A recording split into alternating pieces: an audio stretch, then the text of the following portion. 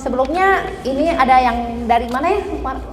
Ada yang baru juga ya, boleh nanti kalau udah pulang saling kenalan gitu ya sama yang lain. Dari XM, terus ada dari mana Pak? Juragan Rumah ya? Ya, terus dari Bapak yang di belakang dari mana ya Pak? Bapak dari Rakson bukan? Betul ya, dari Rakson ya. Soalnya wajahnya sudah familiar. Oke, selamat datang ya semuanya. Senang sekali kalian punya hati yang luar biasa nih mau belajar sesuatu yang baru. Ini judulnya aja udah keren banget ya. Small step impact to big result. Apa sih maksudnya gitu ya? Kita langsung saja tanya ya sama bicara kita ini ya. Mungkin saya sudah ajuin beberapa pertanyaan buat mewakili teman-teman. Tuh, pertama nih ya, step kecil apa sih? Kan tadi judulnya aja small step impact to big result. Berarti langkah-langkah kecil itu memberikan dampak luar biasa ya untuk hasil yang besar gitu ya. Nah, step-step kecil apa yang selama ini dilakukan oleh Claudia ya? Ya, Ibu Claudia. Dan bagaimana hasil yang didapatkan dari langkah-langkah tersebut? Boleh, silakan. Siap. Thank you Ci. Thank you teman-teman yang udah hadir. Jadi sebenarnya hari ini saya lebih ke sharing kali ya, maksudnya apa yang dari awal saya masuk ke Jepro itu bener-bener dari nol banget karena background saya ekonomi. Jadi waktu itu sempat kerja back office Ci, 10 tahun kali di accounting gitu kan. Nah itu dari mulai awal tuh kan kalau back office kita cuman berhubungan atas mungkin antar divisi lain yang sekantor itu lagi gitu kan ya. Nah, awalnya tuh kenapa sih saya bisa kenal Jepro? Jadi dulu tuh saya seorang klien, Ci. Jadi seorang klien, salah satu temen di Jepro, ada yang kenalin sebenarnya, ada yang kenalin. Nah, terus saya waktu itu jual rumah. Nah, jual rumah kebetulan jodohnya sama Jepro. Di situ saya kenal sama Ko Jeffrey dan Cilena, gitu. Ya, prinsipal Jepro ya. Nah, terus di situ mulai tuh nanya-nanya ke marketingnya. Dulu saya di handle tuh sama Ko Ferry JP. Ko Ferry JP. Nanya-nanya, apa sih gitu properti? Kok kayaknya asik ya gitu. Kan kalau accounting itu kayaknya bosen gitu. Cuman karena kuliah saya accounting waktu itu. Nah terus akhirnya ngobrol. Nah terus itu juga proses berjalan, penjualan rumah segala macam. Saya nggak langsung memutuskan join sih, gitu kan? Karena waktu itu di pikiran saya, aduh kalau properti bukan fixed income ya, gitu kan? Sementara saya punya 2 anak, gitu yang masih kecil waktu masih baby Ci yang kedua. Ya. Jadi biasa lah ya kalau mama kan ngitung gitu kan, pikirnya gimana nih gitu nggak fixed income gitu. Terus saya ngobrol-ngobrol, oke, oh ya begini nih apa cerita-cerita banyak, oh oke deh. Itu pun saya nggak langsung masuk Jepro. Saya butuh waktu 1 tahun waktu itu. Kenapa? Saya nabung dulu. Kan takut ya kalau misalkan sampai masuk, buka closing gimana nih gitu. Saya nabung dulu. Terus saya coba waktu itu sempat dikasih tahu, ya udah deh lu coba aja. Kayak misalkan kalau ada teman yang mau nitip gitu kan, ya coba aja lah sama lu di handle dulu gitu kan. Oh oke. Gitu. Terus dulu ingat sampai belain bolos kerja, pengen ikutan showing waktu itu. Nah waktu showing, kok gue happy ya gitu. Kayaknya lebih happy aja gitu nganterin orang gitu, lihat rumah gitu. Kayaknya happy gitu dibanding pekerjaan yang sebelumnya gitu kan. Sampai akhirnya 1 tahun tuh Ci, bergumul dulu. Dan akhirnya oke, fix masuk Jepro gitu. Pada saat itu jujur saya nggak tahu apa yang bakal saya hadepin gitu kan ya. Saya bener-bener blank gitu dunia marketing, bener-bener nggak ngerti apa-apa gitu. Cuman kayaknya hati udah mantep nih, oke, mau masuk Jepro deh gitu. Udah mikir-mikir, oke, kayaknya tabungan cukup nih kalau sampai 3 bulan nggak closing gitu kan, masih bisa nih gitu. Nah akhirnya masuk ke Jepro J. Nah singkat cerita, masuk ke Jepro dengan nggak ada bekal apapun, bener-bener nggak tahu apa-apa properti gitu, tapi pengen tahu gitu, pengen belajar gitu kan. Nah akhirnya waktu dulu Jepro saya masuk 2017. Waktu itu marketingnya maybe sekitar 15-20 orang, nggak terlalu banyak sih waktu itu. Nah terus saya coba saya mikir, ini saya udah di Jepro nih, gimana ya caranya biar orang tahu saya di Jepro gitu kan. saya mulai tuh lakuin broadcast waktu itu di WA, di broadcast ya, broadcast message. Isinya tuh pertama saya memperkenalkan diri kalau saya sudah di Jepro sekarang. Nah terus nanti besokannya kan kalau anak baru masuk kantor properti belum punya barang ya Ci ya gitu kan. Nah akhirnya pinjem deh barang-barang temen gitu, mintain ke si A 1, misalnya si B 2. Oh iya. Nah terus udah gitu akhirnya oke. Nah dari situ broadcast, terus ada saya langsung masuk ke marketplace waktu itu. Jadi broadcast iya, marketplace iya. Terus kan dulu apa sih Instagram, Facebook gitu ya, saya pakai semua tuh Ci, pakai semua. Nah dari situ mulai ngegulung, dalam artian banyak yang nitip. Terus puji Tuhan juga closing pertama dari situ, dari broadcast. Dulu tuh ingat banget kontak tuh masih kayaknya cuman 300 kali ya gitu kan, karena memang relasinya sedikit gitu.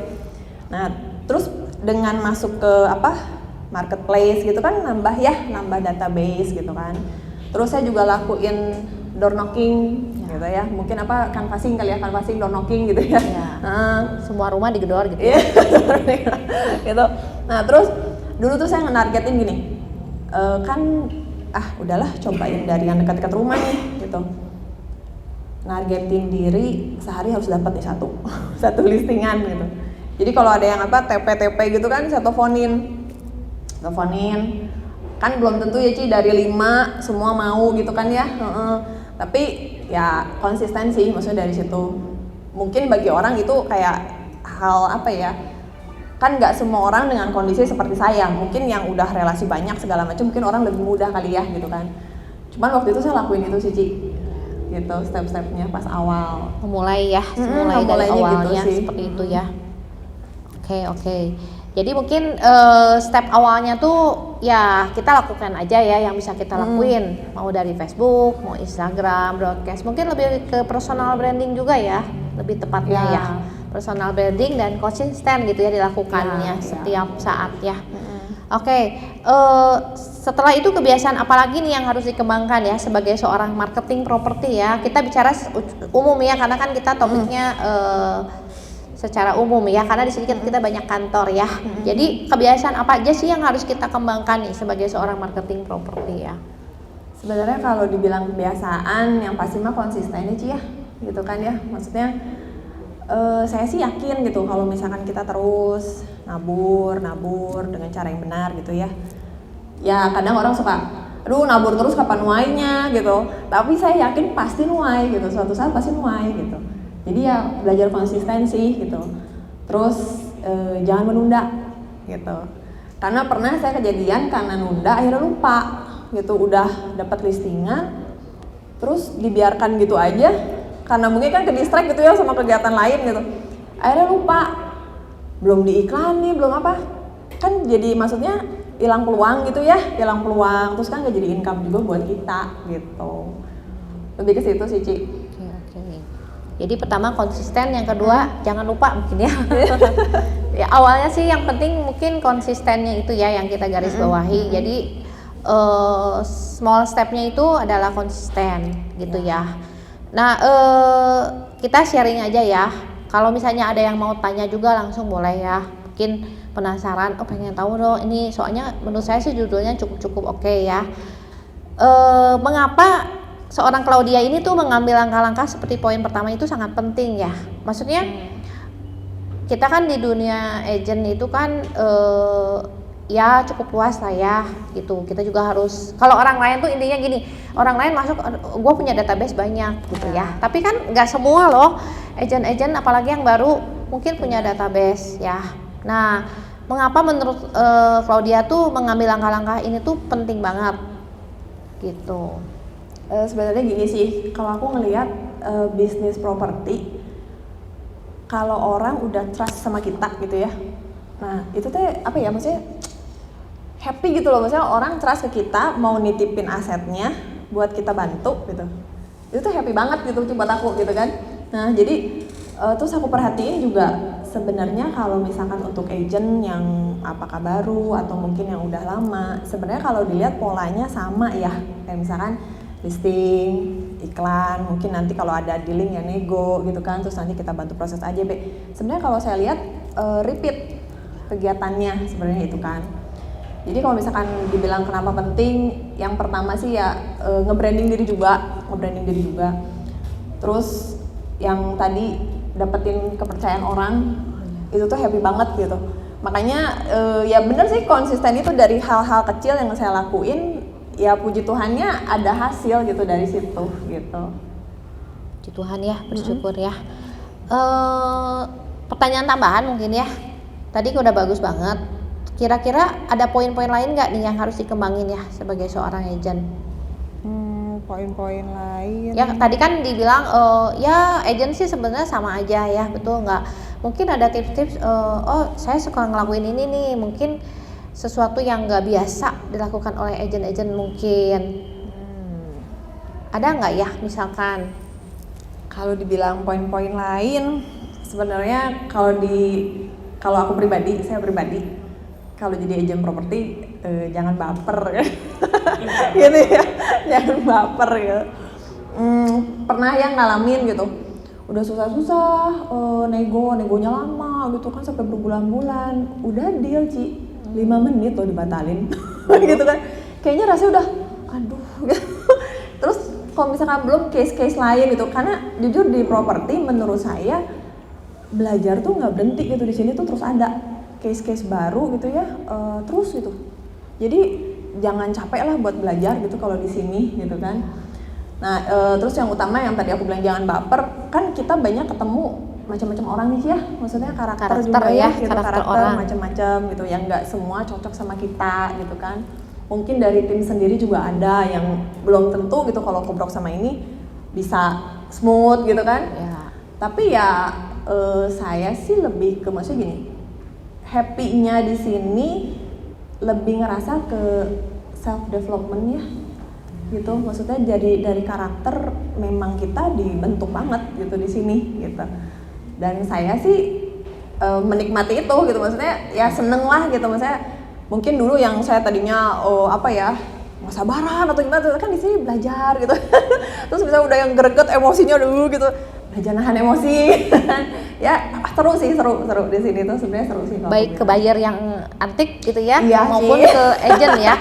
Kadang-kadang kan sesama agent juga kita, aduh gila ya sama lu tuh kayaknya luar biasa banget gitu ya. Ya ngalamin lah. Ngalamin juga. Jadi mungkin maksudnya Claudia tuh, kita tuh harus lebih bisa ya bentuk karakter kita ya, dengan ketemu dengan orang apapun. Ya akhirnya jadinya balik lagi kitanya sendiri yang harus lebih dewasa mungkin ya. Ya betul. Gitu. Lebih bisa mengontrol ini kali ya. Ya. Mengontrol diri ya. Penting ya, bagus ya. Kecerdasan emosi gitu. Oke. Oke, sebelum lanjut ada lagi yang mau ditanyain nggak? Boleh Pak Daniel.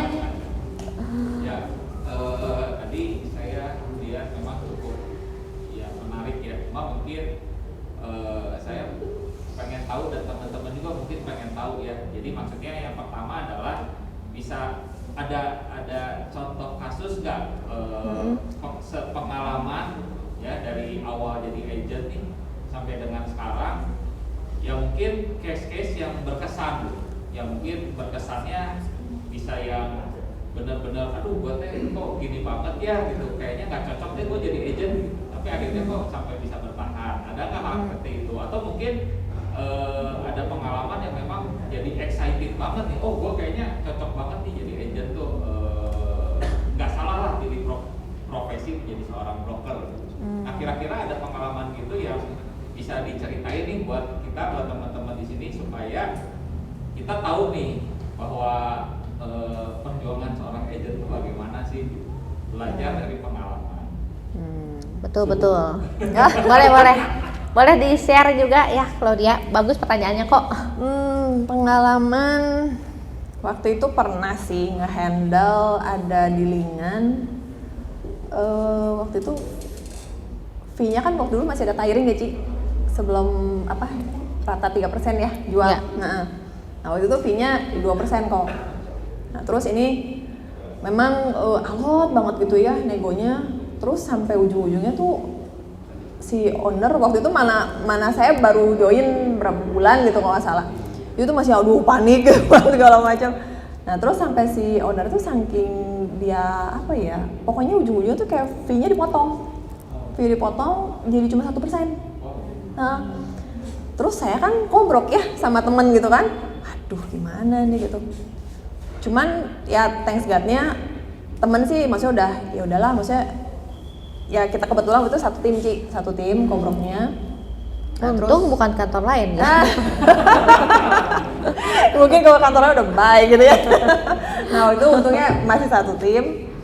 Terus kita ya sepakat lah, maksudnya gini, kita ngelihat ini buyer udah pengen banget gitu sama ini rumah gitu kan. Terus ya saya juga ingat sih Ko Jeff pernah ngomong, maksudnya kayak di bisnis properti itu kan sebenarnya kita bantu ya gitu kan, kita ngebantu orang gitu kan.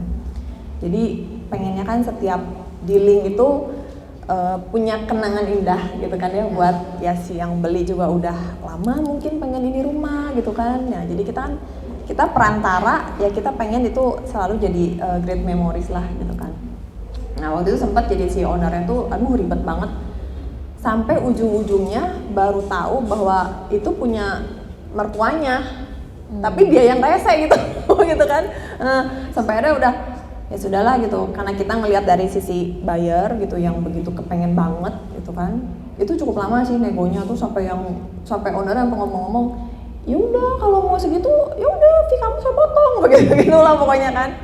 Cuman ya itu balik lagi karena kita ngelihat dari sisi buyernya juga nggak rewel gitu kan, baik banget, terus dia memang pengen banget sama itu rumah gitu. Jadi kita sepakat ya sudahlah kita jalan gitu. Oh itu sempat sih ingat banget tuh pas awal-awal join kok itu. Nah terus kalau dibilang apa ya tadi kejadian yang ini ya, yang apa sih kok maksudnya berkesan. Kalau boleh jujur saya berkali-kali, mungkin kalau dihitung dari awal join ada kali ya 10 kali itu yang sekali lihat langsung deal, itu thanks God banget itu. Tapi nggak sampai berpikir untuk kayak duh kayaknya gue nggak cocok deh di properti, nggak sampai sih kok, thanks God-nya. Jadi kayak masih yang begitu ada kejadian jelek gitu cuman ya sedih mah sedih ya gitu tapi kayak yang nggak apa ya, kayak pengen terus aja gitu, terus keep going gitu aja sih gitu sih. Jadi dedeun mungkin ya. Nah, dede. Udah sekali closing happy, jadi pengen closing lagi gitu ya. Memang bener sih ketika kita closing itu apa ya, semangat gitu jadinya, maksudnya ngebakar semangat tuh bener sih Ya. gitu. Membakar semangat untuk closing berikutnya gitu ya. Oke, boleh bagus kok pertanyaannya. Ada lagi yang lain?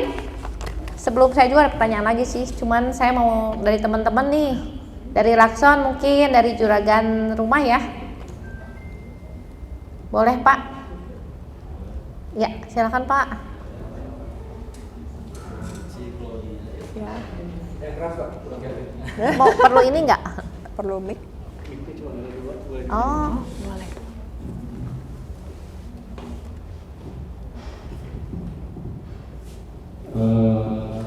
Terima kasih. Saya Sena dari Lakson Realty. Untuk Ci Claudia, untuk agen ya. Kan ada listingan eksklusif ya Ci.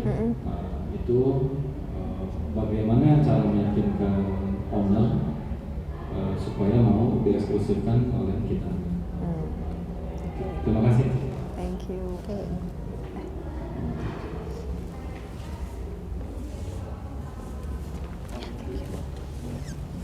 Ya, memang kan kita ada open sama eksklusif ya Pak ya.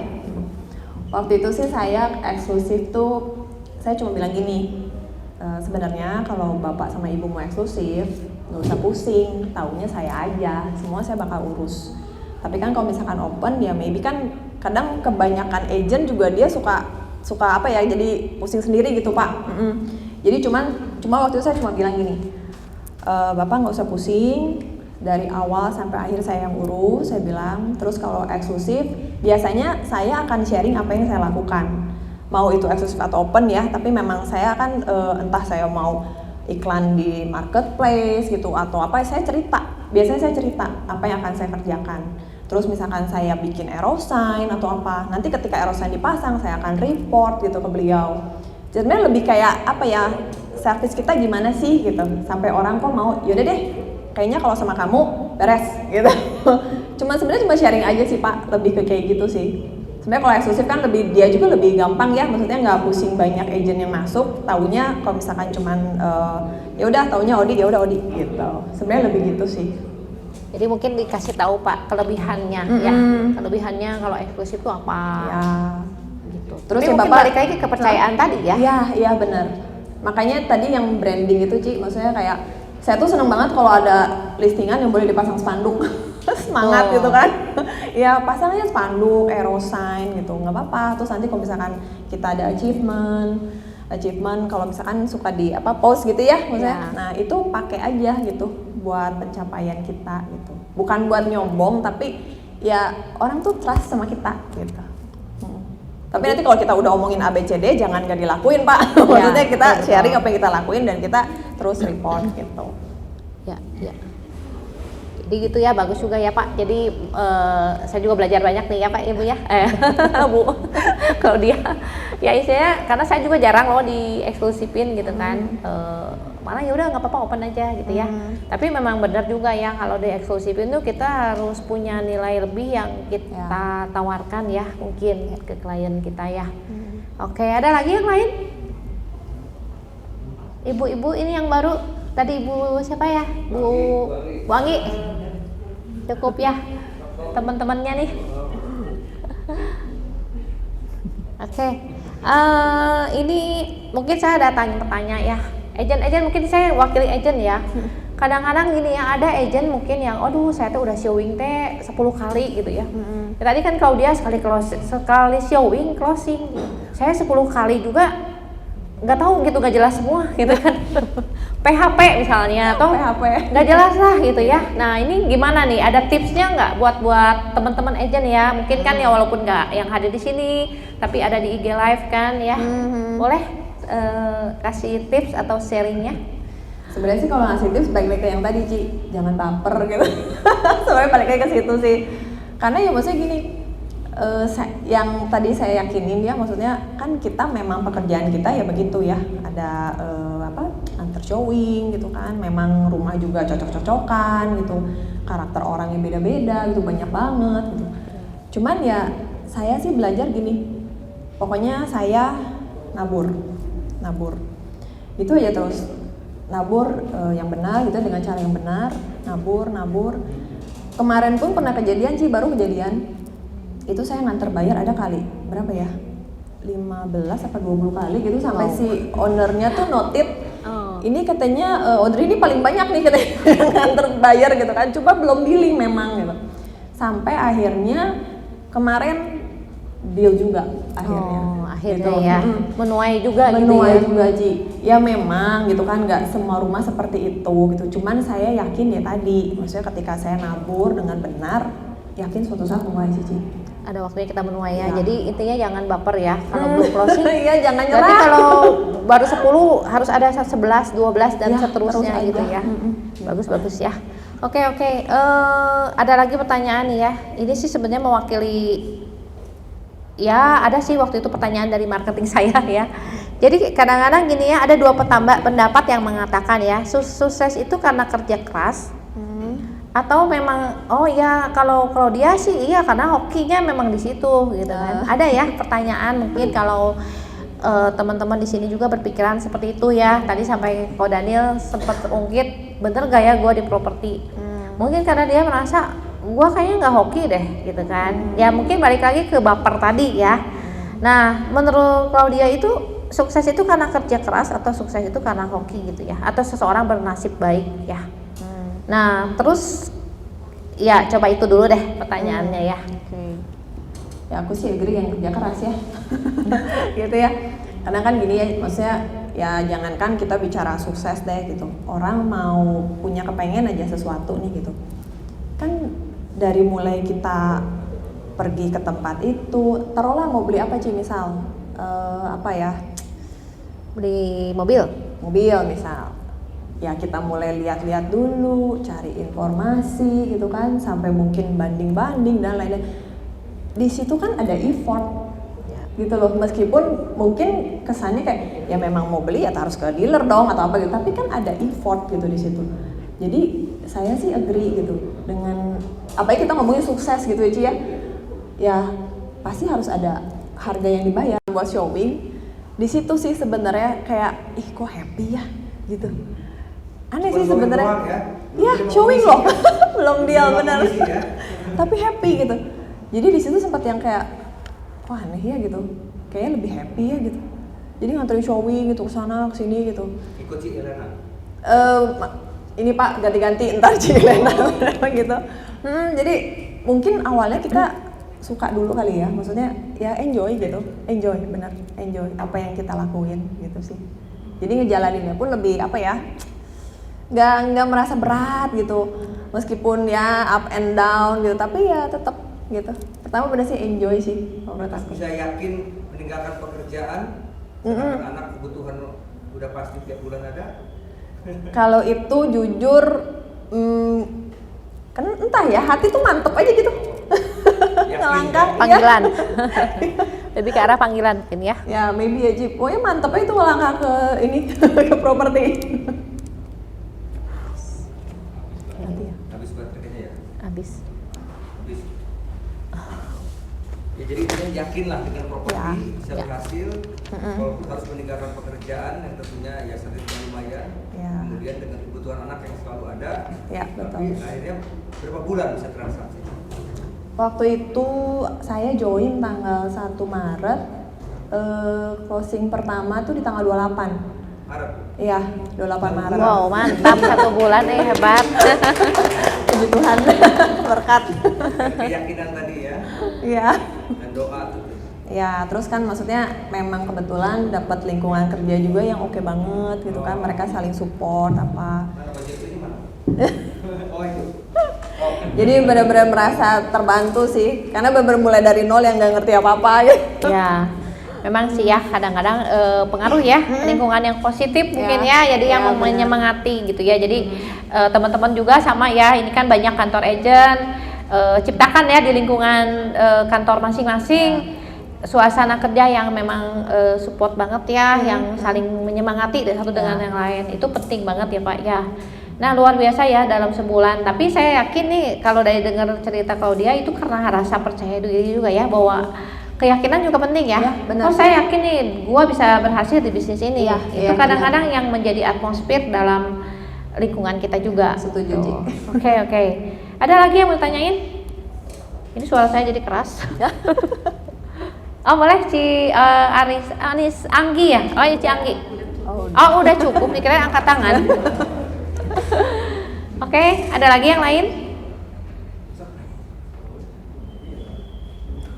Pak ini dari XM, apa ya namanya? Pak Adriel ya? Pak Adriel mau nanya? Belum? Oke, nggak apa-apa. Adriel ini saya udah melihat berapa kali nih selalu hadir, mantap. Kalau nggak ada yang nanya ditanya. Nah, kalau kalian nanya nanti ditanya loh sama saya. Oke, kalau saya simpulin tadi ya yang mungkin kesimpulan aja, tapi kalau mau nambahin boleh ya. Tadi kesimpulannya tuh satu konsisten ya, yang kedua terus menabur gitu ya. Jangan baperan, betul ya kalau dia. Terus yang ketiga mungkin kita harus dapetin kepercayaan ya dari klien ya. Itu yang poin penting juga. Kepercayaan itu kalau kita tahu wah jangan sama si ini nih dia mah nggak bener, wah udah rusak kepercayaan ya. Jadi mendapat kepercayaan orang tuh penting banget ya. Oke, sebelum ditutup kalau nggak ada pertanyaan kita tutup ya. Semoga sharing kita hari ini bermanfaat buat teman-teman, dan jangan lupa ya bulan depan kita ada lagi acara-acara seperti ini. Tujuannya adalah untuk melengkapi. Kalau untuk hari ini mungkin kebetulan nggak banyak karena memang kita tuh bentrok ya sama ada acara primary Sunland.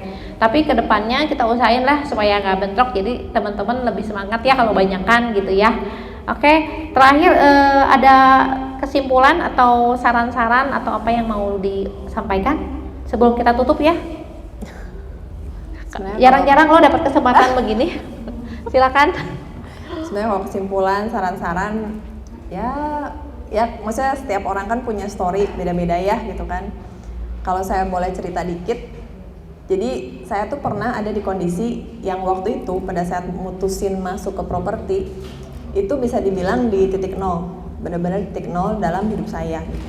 Saya harus jual rumah, terus sempat punya kendaraan pun dalam berapa lama tuh memang harus lepas juga gitu. Sempat ngalamin tuh Ci, showing pakai Gojek gitu. Wah, mantap. Sempat ngalamin gitu kan.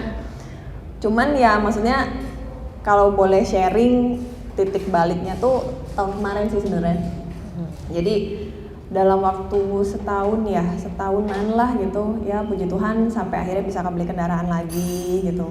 Dari yang mulai roda 2 gitu sampai akhirnya kebeli yang roda 4 gitu kan, maksudnya ya puji Tuhan gitu. Jadi ya mungkin ya story-nya saya bukan balik lagi bukan untuk kayak nyombong atau enggak, cuman pasti bisa gitu, teman-teman tuh pasti bisa gitu, apapun background atau apa ya, kalau kita konsisten, benar yang tadi keep positif juga, yakin gitu kan apa yang kita kerjakan gitu kan dengan cara yang benar ya gitu.